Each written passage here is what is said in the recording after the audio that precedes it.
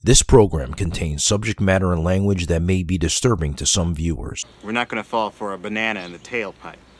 You're not going to fall for the banana in the tailpipe? It should be more natural, brother. It should flow out like this. Look, man, I ain't falling for no banana in my tailpipe. See, that's more natural for us. Viewer discretion is advised. SHMACKEMAGOB.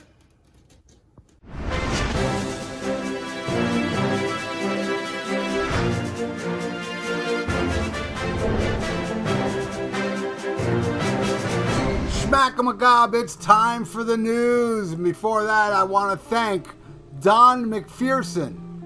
He had his daughter, Cairo, do that SHMACKEMAGOB intro. Thank you so much there, Don. That was awesome. And if you want to send a SHMACKEMAGOB intro, send it to this email right here. So let's get into the only news that matters. Journey's principal members Neil Sean and Jonathan Cain agreed to settle their $10 million trademark infringement lawsuit, accusing the band's former drummer Steven Smith and former bassist Ross Valory of engaging in an attempted corporate coup d'etat to improperly use the Journey name.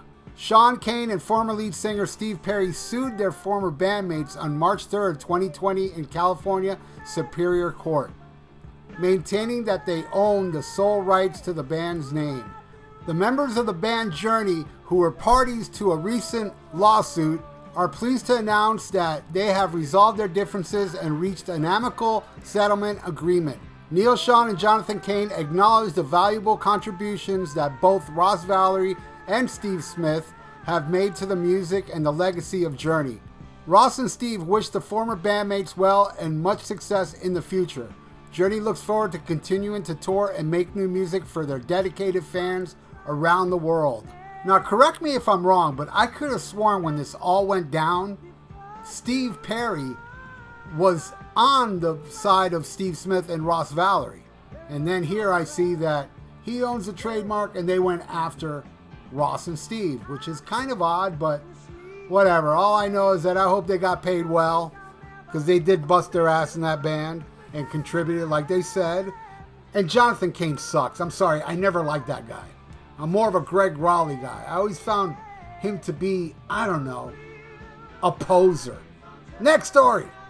Vinny Appice was asked if he caught hell from Sabbath fans for being the new guy after replacing original Sabbath drummer Bill Ward in 1980.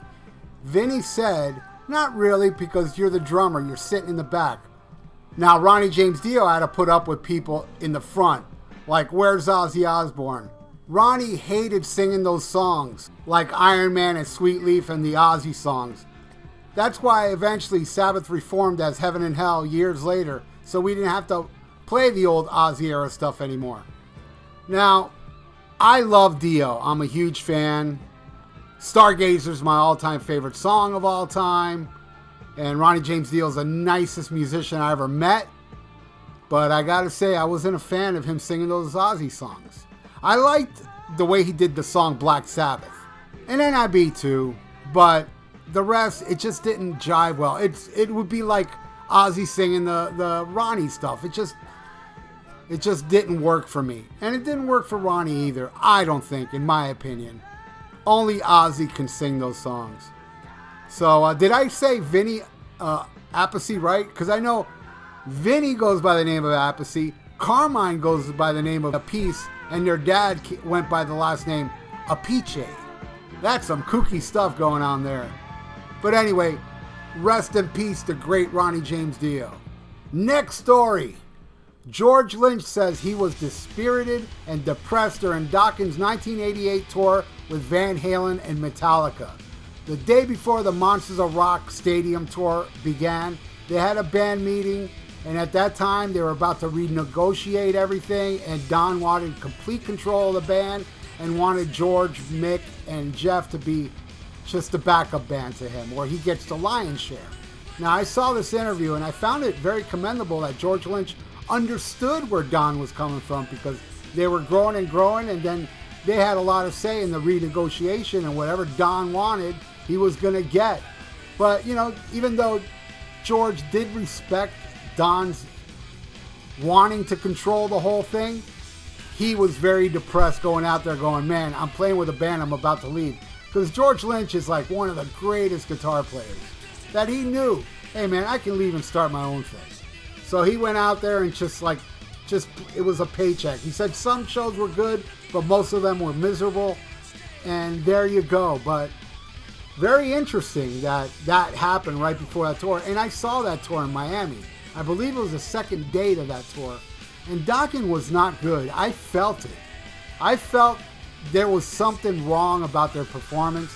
It didn't seem like a cohesive band, especially after Metallica, who really blew everybody off the stage that night. You know, Scorpions came in a close second. Van Hagar was terrible. I ended up leaving after Eruption. But anyway, thumbs up to George Lynch. He rules. Next story. Alice Cooper says he had his first drug experience with Jimi Hendrix.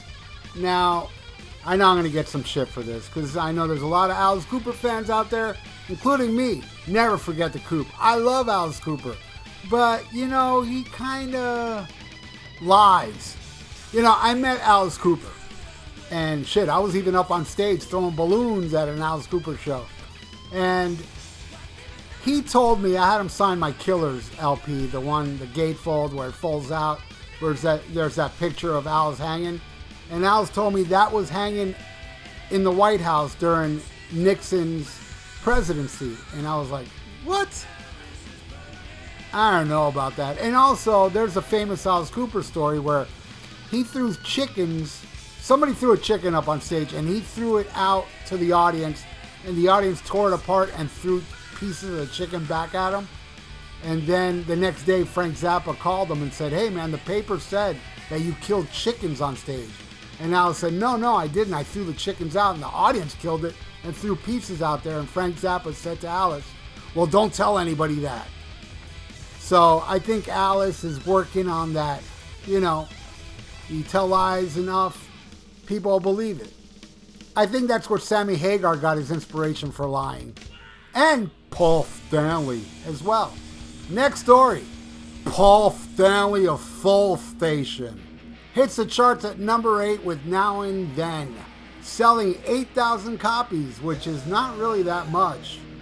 But whatever, I really don't care how much albums sell. Man, my favorite albums, a lot of my favorite albums on their first week sold about less than half that much. So whatever, album sales are album sales. Now, a lot of people have been asking me if I like this Soul Station stuff, because I've never really talked about it. I thought I did, well, I may have, and people missed it, but I think I already discussed it.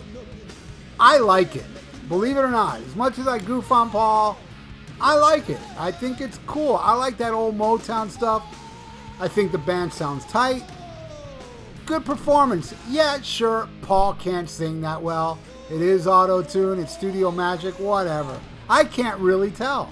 I mean, I can tell when I hear Ozzy with that auto-tune. I mean, that shit's so blatant. I can't tell with the Paul Stanley. But then again, I'm really bad at knowing production because I hear people say, well, I think the album sounds like shit and the drums are too low and blah, blah, blah, blah, blah. And I'm like, sounds fine to me. So I am blessed by having an ear that can't tell production because I get to enjoy albums more. And I feel the same way about Soul Station. Don't get me wrong. I didn't want to like it. Just like Monster. I didn't want to like Monster. It's Scab Kiss, but I can't lie to myself. And I know many of you out there hate the Soul Station, hate the Monster. I'm cool with that. I dig it. I really do. And it only sold 8,000 copies, and I guess that's really bad to people out there. Oh, he only sold 8,000 copies, but then think of albums that sold less than that on their first week, or sold nothing that you still love. But I'm sure Paul Stanley of Soul Station is not happy only selling that much. Alright, speaking of Kiss, let's go to the last story. Fake Fraley found out that he has a 31-year-old daughter. It's a little complicated. I saw the interview, and I don't know. I think he went on Maury or some shit. And I know I goof on Tommy Thayer, but he seems like a nice guy in interviews, and I've seen him ambushed at airports with those paparazzi people, and he just seems like a cool dude. I've never seen him, look like a prick. I've seen Eric Singer look like a prick, but not Tommy Thayer. But so he's a bitch for Gene and Paul. Big deal. He's lathering that ass for millions. And good for her, man. She just hit the lotto. But it would be a shame when she really finds out her dad's really Ace Frehley. Tell me about it. Well, that's it for the news this week. I want to give a shout out to Wilson.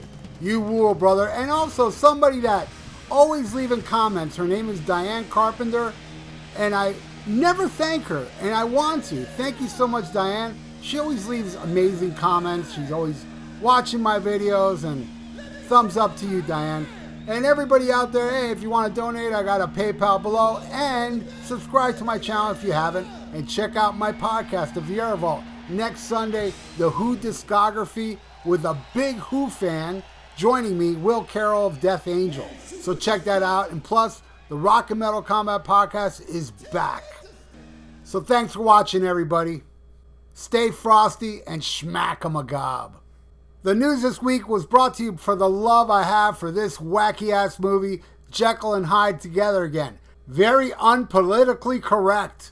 I highly recommend this movie if you're into bizarre, drug-laden comedy. It's a must-see. Farewell and adieu to you fair Spanish ladies. Farewell and adieu, you ladies of Spain.